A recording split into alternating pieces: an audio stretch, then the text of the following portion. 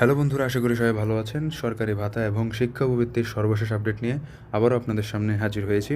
তাই ভিডিওটা স্কিপ না করে অবশ্যই শেষ পর্যন্ত দেখার চেষ্টা করবেন। আজকের ভিডিওতে মূলত আমরা কথা বলবো ডাচ বাংলা ব্যাংকের শিক্ষাবৃত্তি 2026 নিয়ে। কারা এই বৃত্তি টাকা পাবেন এবং কবে থেকে আবেদন শুরু হবে, নতুন নিয়মে কী পরিবর্তন এসেছে, এই সব বিষয়ে আজকে আমরা কথা বলবো। চলুন দেরি না করে ভিডিওটা শুরু করা যাক। প্রথমে আসি শিক্ষার্থীদের কত টাকা দেওয়া হবে এই বিষয়ে। পড়াশোনার নিয়মিত খরচের জন্য প্রতি মাসে 2,500 টাকা বা 2,500 টাকা দেওয়া হবে। এর মেয়াদ থাকবে 24 মাস, মানে 24 মাস ধরে আপনাদেরকে এই টাকাটা দেওয়া হবে। মোট আপনারা টাকা পাবেন 60,000 টাকা। এবং বই ও পাঠ্য উপকরণের কথা যদি বলি, তাহলে বছরে একবার 2,500 টাকা দেওয়া হবে। এর মেয়াদ থাকবে 2 বছর। এর মানে হচ্ছে 2 বছর ধরে আপনাদেরকে এই টাকাটা দেওয়া হবে, মানে 2 বছর একবার, মানে বছরে একবার 2,500 টাকা দেওয়া হবে, আবার পরের বছর আবার 2,500 টাকা পাবেন। তো মোট আপনারা টাকা পাবেন 5,000 টাকা। পোশাক পরিচ্ছদের জন্য প্রতি বছর 1,000 টাকা মতো পাবেন আপনারা। 2 বছরের এর মেয়াদ, 2,000 টাকা মোট পাবেন। সর্বমোট আর্থিক সহায়তা টানা 2 বছর মেয়াদে 67,000 টাকা পাবেন। নির্বাচিত শিক্ষার্থীরা টানা 2 বছর ধরে মোট 67,000 টাকা পর্যন্ত আর্থিক সহায়তা পাবেন। পড়াশোনার নিয়মিত খরচের জন্য প্রতি মাসে 2,500 টাকা করে মোট 24 মাস দেওয়া হবে। বই ও অন্যান্য পাঠ্য উপকরণ কেনার জন্য বছরে একবার 2,500 টাকা দেওয়া হবে। এরপরে আসি আবেদনের যোগ্যতা ও শর্তাবলী নিয়ে। এই বৃত্তিতে আবেদন করতে কোনো ফি লাগে না, অর্থাৎ আবেদন করতে আপনাকে 0 টাকা দিতে হবে, বা 0 টাকা বলতে কোনো টাকাই দিতে হবে না। সিটি কর্পোরেশন বা জেলা শহরের শিক্ষার্থীদের ক্ষেত্রে চতুর্থ বিষয় ছাড়া জিপিএ 5 থাকতে হবে, মাস্ট বি থাকতে হবে। গ্রাম বা উপজেলা পর্যায়ে শিক্ষার্থীদের চতুর্থ বিষয় ছাড়া জিপিএ 4.83 পেলেই আবেদন করতে পারবেন। তবে অন্য কোনো সরকারি বা বেসরকারি বৃত্তি পেয়ে থাকলে এই বৃত্তির জন্য বিবেচিত হবেন না। এখন আসি কাদের জন্য বিশেষ সুবিধা থাকছে এই বিষয়ে।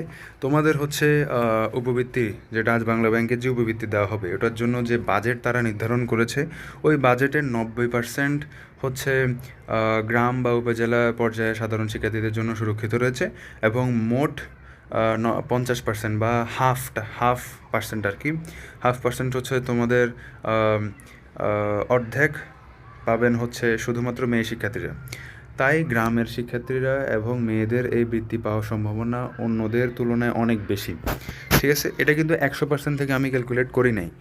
তোমাদের হচ্ছে 90% বরাদ্দ করা হয়েছে গ্রামের জন্য, 50% আলাদা 50%, যেটা হচ্ছে 100%-এর অর্ধেক টাকা মেয়েদের জন্য রাখছে।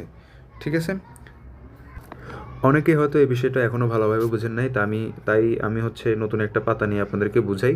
তো মূলত ধরেন আপনার কাছে 100 টাকা আছে, যেটা উপবৃত্তিতে আপনি দিতে চাচ্ছেন। এই 100 টাকার মধ্যে 90 টাকা হচ্ছে আপনি উপজেলা পর্যায়ের এবং গ্রাম পর্যায়ে আপনি হচ্ছে সাধারণ শিক্ষার্থীদেরকে দিবেন। এই 90 টাকা থেকে 50 টাকা হচ্ছে আপনি শুধুমাত্র মেয়েদেরকে দিবেন। ঠিক আছে, মহিলাদেরকে দিবেন। তো এই নব্বই টাকা হচ্ছে মহিলাদেরকে দেওয়া হবে। এটা মূলত পার্সেন্টেজে এখন হিসাব করা হচ্ছে। এটা 90%, এটা 100%। তো মূলত এই হাফভাবে এইভাবেই হিসাব করা হয়। এরপর আসি আবেদনের জন্য কি কি কাগজপত্র লাগবে। আবেদন করার সময় আবেদনকারী এবং তার বাবা মায়ের পাসপোর্ট সাইজের রঙিন ছবি লাগবে। এসএসসি পরীক্ষার নম্বরপত্র বা মার্কশিটের স্ক্যান কপি দিতে হবে। মূল কপি না থাকলে অনলাইন কপি দিতে হবে। তারপরে স্কুল থেকে সংগ্রহ করা প্রশংসাপত্রের স্ক্যান কপি অবশ্যই আবেদনের সময় জমা দিতে হবে। এখন আসি আবেদন ও ফলাফলের গুরুত্বপূর্ণ তারিখ নিয়ে। আপনাদের মূলত অনলাইনে ডাচ বাংলা ব্যাংকের ওয়েবসাইটে আবেদন করার শেষ তারিখ হচ্ছে যে 4 সেপ্টেম্বর 2026। এর মধ্যে হচ্ছে যে আপনাদেরকে আবেদনটা করতে হবে, এর আগে করতে হবে। মূলত আপনাদের কাছে প্রায় মাস কয়েক সময় আছে। আজকে থেকে অনেক ধরলে অনেক বেশি সময় আপনাদের কাছে আসে আবেদনটা করার জন্য। তাহলে এরপরে আসি যাচাই বাছাই শেষে প্রাথমিকভাবে নির্বাচিত শিক্ষার্থীদের ফলাফল প্রকাশ করা হবে আগামী 22 তারিখ। 22 তারিখ মানে 22শে সেপ্টেম্বর। ঠিক আছে, 8 সেপ্টেম্বর তো আপনাদের হচ্ছে আবেদন করার ডেট, এর আগে আবেদন করতে হবে। এরপরে হচ্ছে যাচাই বাছাই করে আপনাদেরকে হচ্ছে প্রাথমিকভাবে নির্বাচিত করা হবে এবং সেটার ফলাফল প্রকাশ করা হবে 22 তারিখে। প্রাথমিকভাবে নির্বাচিতদের 23 তারিখ থেকে 13 অক্টোবর এর মধ্যে অফিসে গিয়ে কাগজপত্র জমা দিতে হবে। ঠিক আছে, তো এই ছিল আজকের আপডেট। আশা করি সবাই সব কিছু বুঝতে পেরেছেন। আর সরকারি ভাতা এবং শিক্ষা উপবৃত্তির সর্বশেষ আপডেট সবার আগে পেতে আমাদের চ্যানেলটিকে সাবস্ক্রাইব করে আমাদের পাশে থাকুন। যদি ভিডিওটা ভালো লাগে অবশ্যই একটা লাইক দিবেন এবং আপনার যদি কোনো প্রশ্ন বা মতামত থাকে অবশ্যই কমেন্ট করে জানাবেন, আমি রিপ্লাই দেওয়ার চেষ্টা করব। ধন্যবাদ।